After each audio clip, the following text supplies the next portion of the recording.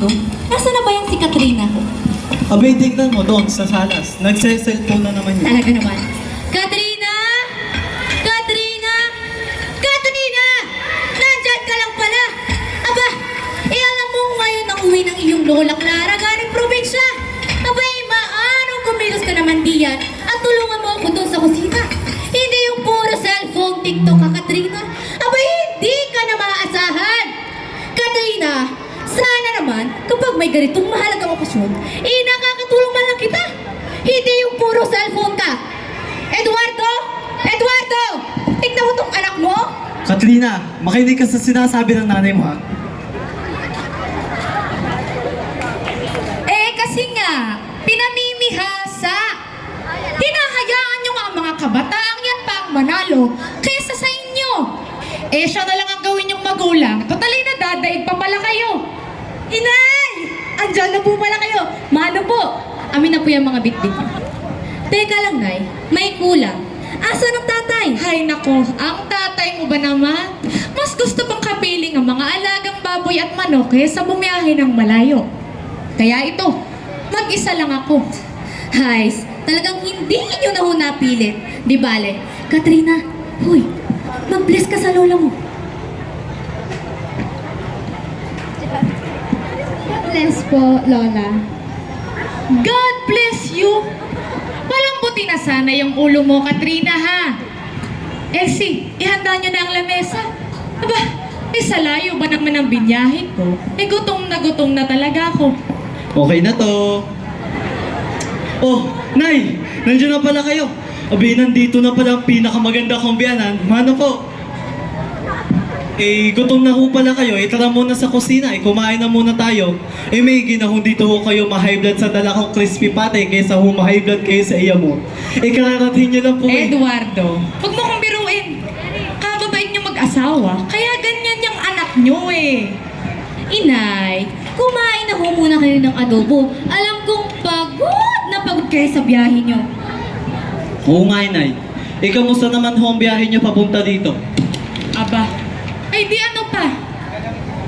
Traffic ang sumalubong sa akin. Polusyon, basura, at mababahong kilikili ng mga nagsabit sa jeep. Gusto ko nang hiramin ng linya ni Julian Santos sa pelikulang Hating Magkapatid. Gusto ko nang itanong kung 7 dwarfs ba yung deodorant niya at namatay ang isa.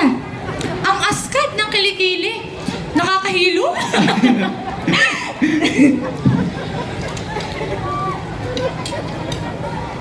Elsie Marie!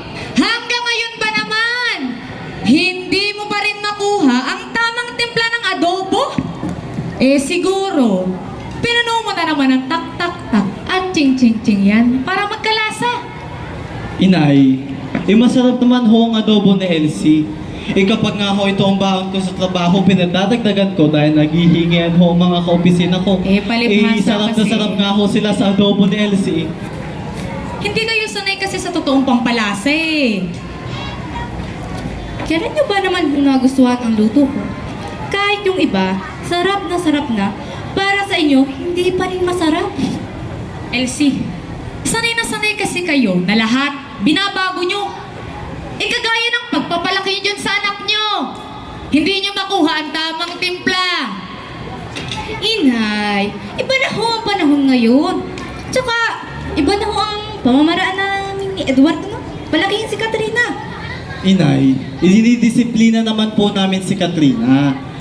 Sa iba nga lang pong pamamaraan. Hay! Inay, tinayo, masasamig na kayo sa... Eduardo kasi. Pihong kay ayun na ayun, sa padaling bawal paluin ang anak.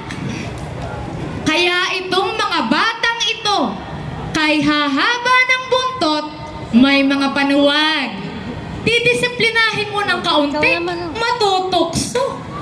Kaya ganyan yung anak nyo Suwain, nananagot. Mas naniniwala pa sa TikTok kaysa sa mga magulang. O kaya sa totoong tao sa paligid niya.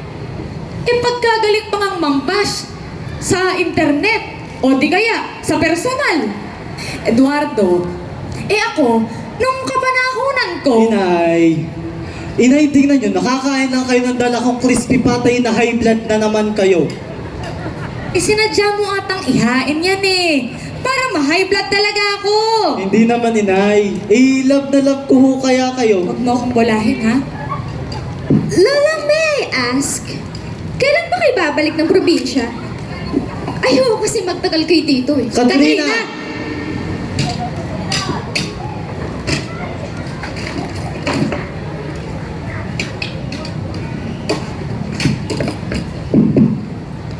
Simula na ng World War III sa bahay na to. Si Lola na naman ang perfect. At itong si Mom na naman ang walang tayo. Elsie! Ano? Elsie, pumarinig ka. Tingnan mo yung anak mo. Nag-status na naman sa Facebook. Namimihas nga, Eduardo. Samahan mo ako sa... Anak! Katrina! Hindi ko na gusto yung ginawa mo kanina sa lola mo. Kararating na ng lola mo, abay gusto mo na agad paalisin. Hindi tama yun! Katrina, mabait naman ang Lola Clara mo. Hayaan mong makilala mo pa siya na mas mabuti. Oh, really? Mabait? Talaga ba? Sa tingin ko, hindi niya ako magugustuhan ever. Maliban na nga lang, kung magiging kagaya mo ako, Mom, na walang imek at tanggap lang ng tanggap sa kahit ano sabihin ni Lola. Ni hindi ko nga agad paano ka nakatagal sa kanya eh. Feeling ko, ang boring na naging teenage life mo, Ma. At ikaw, Dad, paano kaya nagustuhan ni Lola, no? Like, oh my God, ang strict na kaya ng babae na yun. Hindi ko alam anong ginawa mo para mapapayag siya na ligawan si Mom. Katrina! Ikaw na bata ka, sumusobra ka na! Hindi ka na nakikinig sa amin ng nanay mo! Lahat na lang ng ginagawa namin para sa'yo.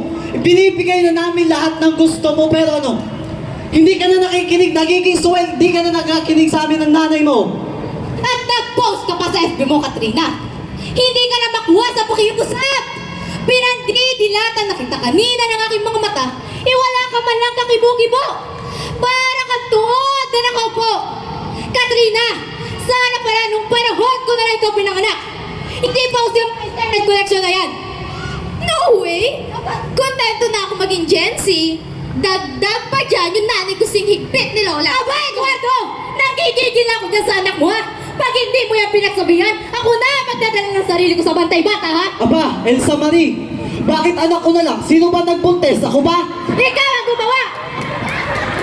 Huwag kang epal sa mga trip ko sa buhay. Ang saya-saya kaya mag-yoga sa gabi. Hi, girls! Oh my God! Hi, Kat! Hi, Kat! Nandiyan ka na pala.